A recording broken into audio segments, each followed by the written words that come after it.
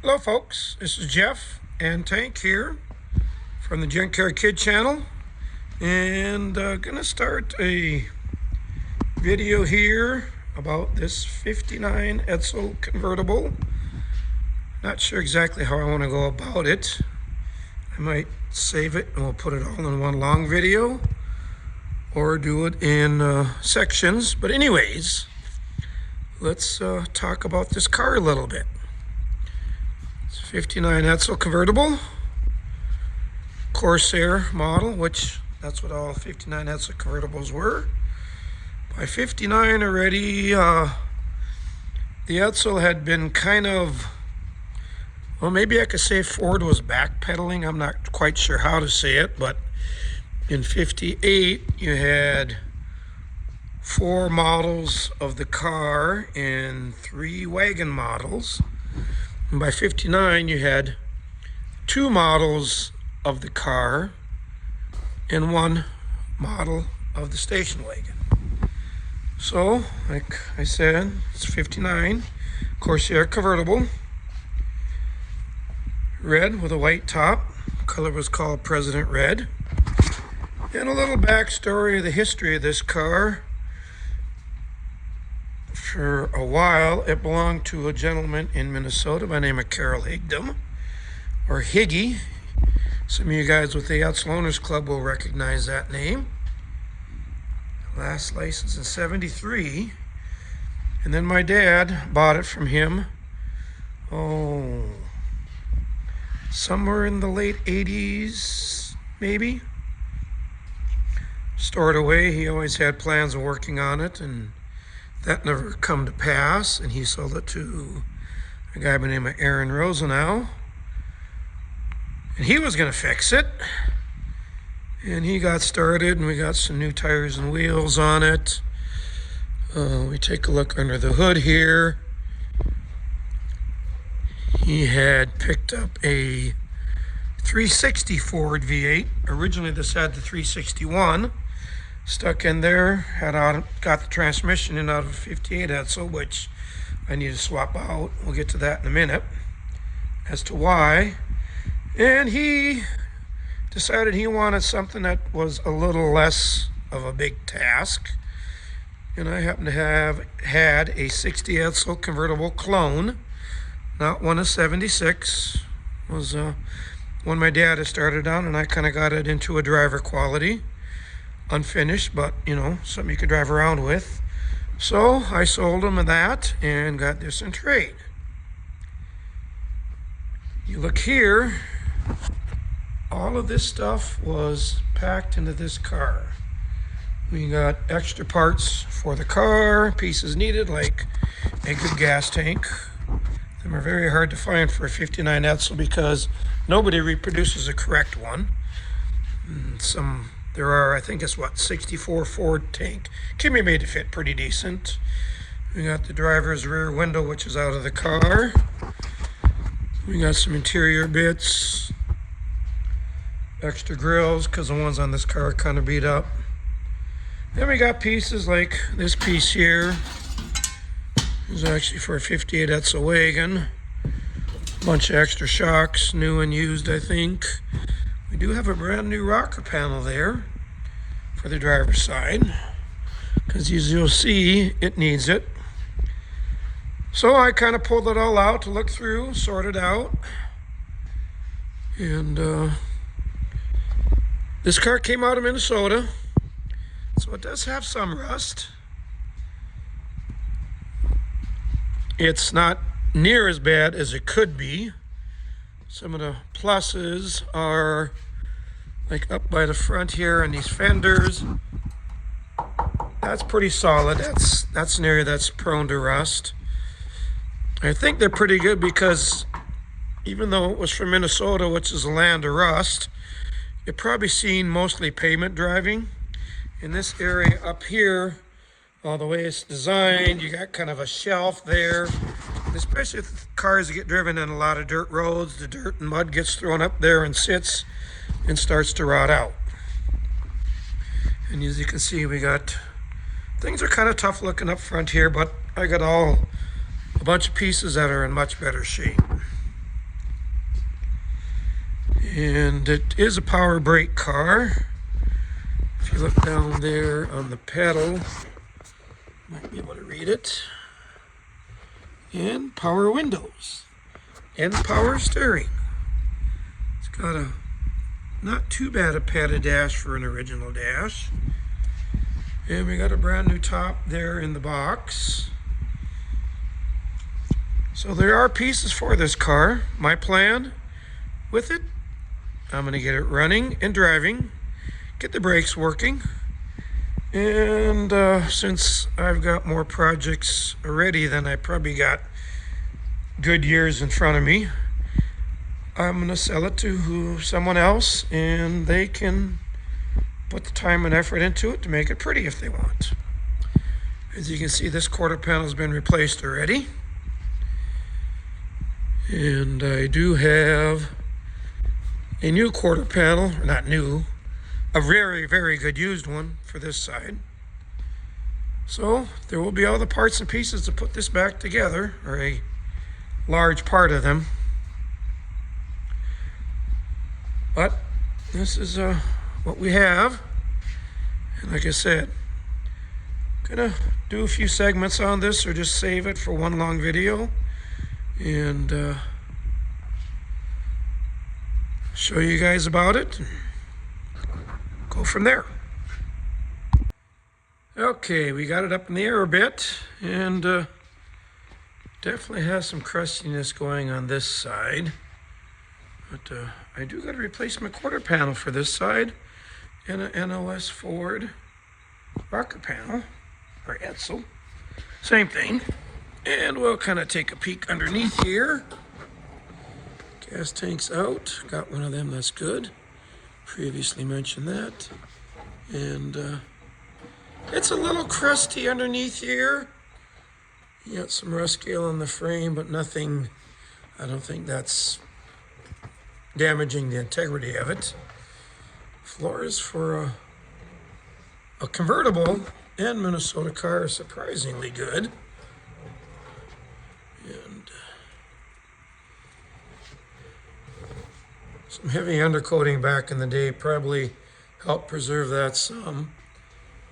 Got the what they call load leveler shocks on it. Little coil spring on there helps give it a little extra lift. Springs are maybe sagged a bit. In the front here, I discovered we got not one, not two, but you look there, there's 1, 2, 3 spring spacers on both sides. And I think the reason for that is when my dad got this car, it had what they call the MEL, M-E-L engine.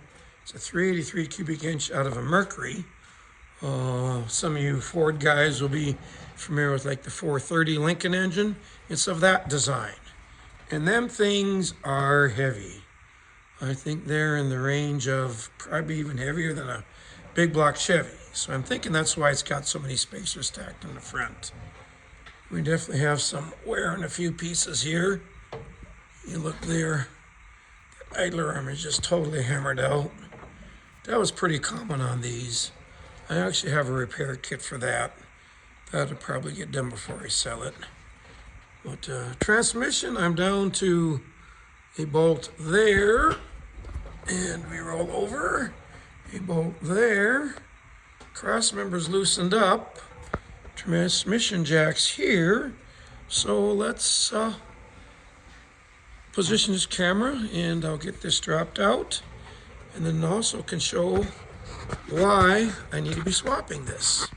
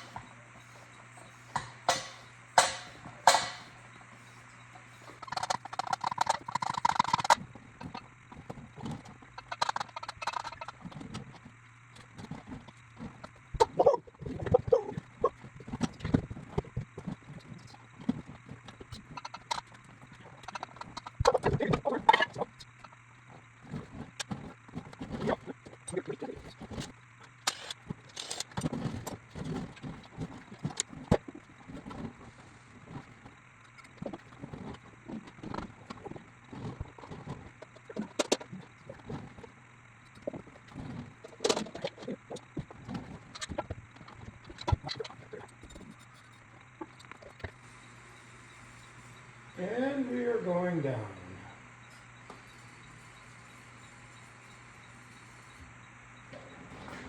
Okay. Car up.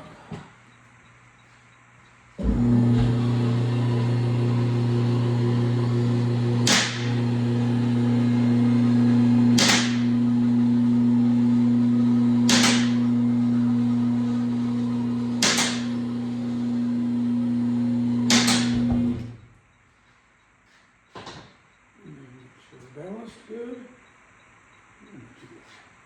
And we have a transmission out. Next up, we will show you why, come on, casters, I need to be swapping this. If I don't run over the camera.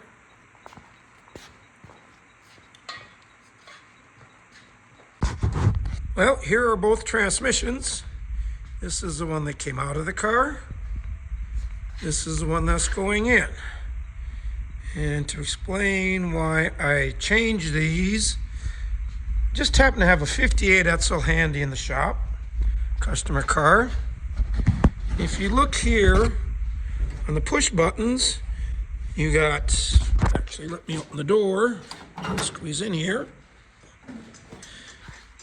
Hang on,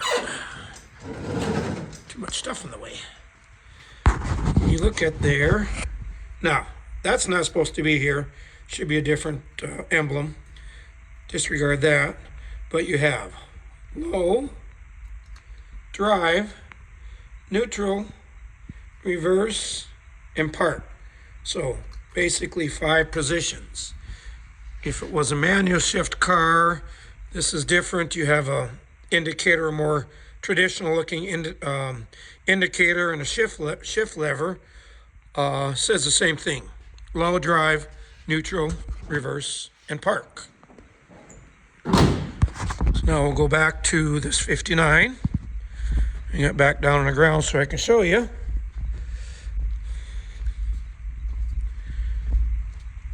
You look at that one, and you see,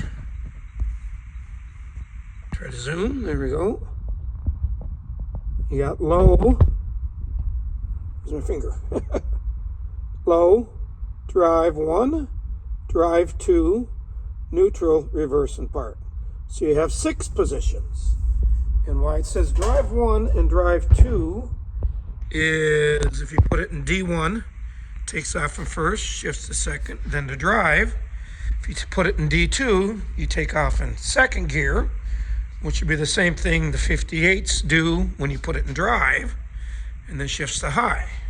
So we'll put both shift arms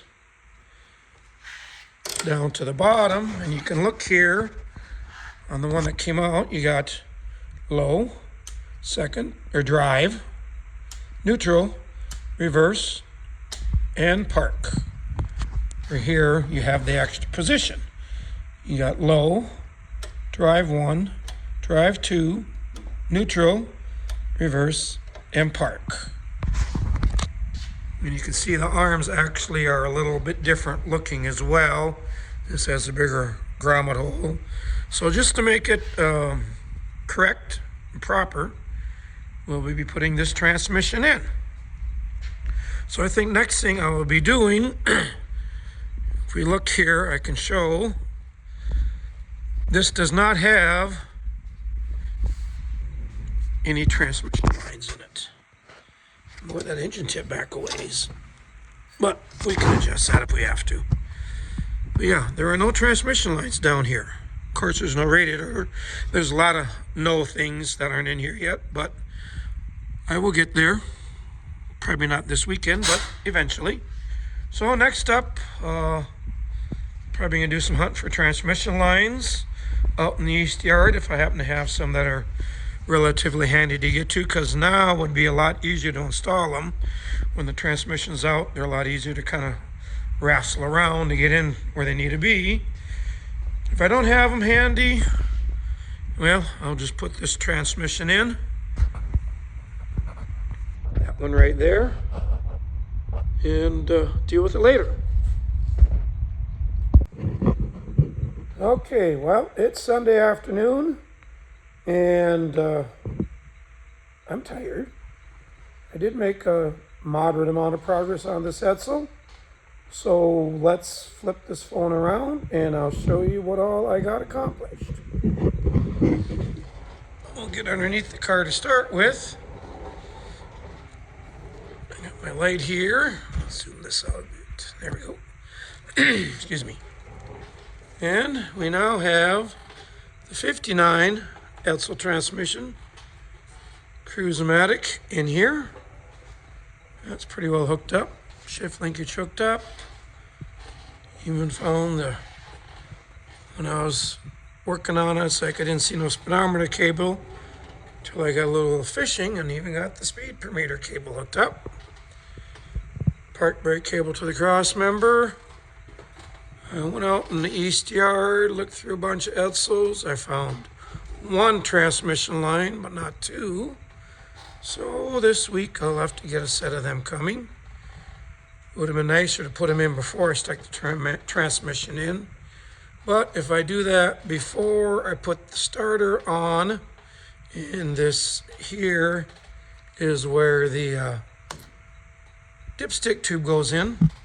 If I do that first before them two things, it's not too bad. Got to get the dust cover on yet. I have that, but one thing that is, I guess you could call an upgrade that we're going to do is the starter is a 65 on up style. Doesn't have that Bendix that sticks out 6 inches, it seems like. And that requires this tin plate, which happens to interfere a little bit with the dust cover. So I trimmed that up a little bit and that'll all fit. And then I proceeded to start to work on the brakes on the rear and pulled the old ones off. I was lucky and I found some wheel cylinders that are new, used ones. They come out of a 59 Edsel my dad had that I did the brakes probably, I don't know, 8-9 years ago. And you look here, you peel that back, and you can see the inside of that is just really nice. So no worries about reusing that. Pulled the axles out. This side I replaced the axle bearing. And then this side, back to the 59 Edsel my dad had. It's now in the east yard. When I did the rear brakes, I also replaced the axle bearing, so I just swapped out the whole axle. Brand new bearing and all. And I need to order on your park brake lever, which is in the back here to your rear shoe. There's a little clip kind of shaped like this. It gets bent, and them tend to break when you pull them off. So I got to get some new ones of them, and can get the back brakes in next time I roll this in the shop. But that's pretty well the majority of what got done. I also took, and I noticed this driver's wheel turned really hard. That was a case of just backing the brakes off for now. Them all need to be gone through yet. There's plenty to do yet before this goes down the road and stops on its own power. Regarding the brakes, I also get to rebuild another one of these units. It's called the Bendix Treadle Vac. It was a pretty common power brake setup back in the 50s into the, I think even mid-60s. Fords used them, Chevys used them, a few other GMs. Kind of a unique design, but I'll have to order the pieces to rebuild that. If this master cylinder is bad, they have a tendency in the back here, there is a snap ring, and this is all aluminum, and if that bore gets corroded enough, you step on the brakes hard enough, it actually pushes that snap ring out. So I got 2 of these that I've had re-sleeved if I need to. So that's kind of where we're at. Tomorrow morning well, even when I finish up this video, I'll probably throw the wheels on the back, get it on the ground, start doing a little cleanup, and then get to figure out where to put a lot of this stuff, because some of it's going to go back in the car because there's pieces for the car, but there's just a lot of extra pieces. I mean, for example, We need one taillight housing for sure. Well, here's 1, 2, 3, 4 of them. Oh, 5. So I'll kind of do some sorting, and the pieces that I need for the car, I will put with the car, and the other pieces will have to get squirreled away somewhere else. So I'll start to I don't know if I'll call it a long project, but they always tend to get a little longer than you anticipate. And like I mentioned earlier, my goal is to get it running, driving, stopping, and then it'll be up for sale and put it in someone else's hand who can do what they want with the body. And if it just so happens that someone sees this thing and just has to have it the way it is, I wouldn't argue. Save me a lot of time and effort.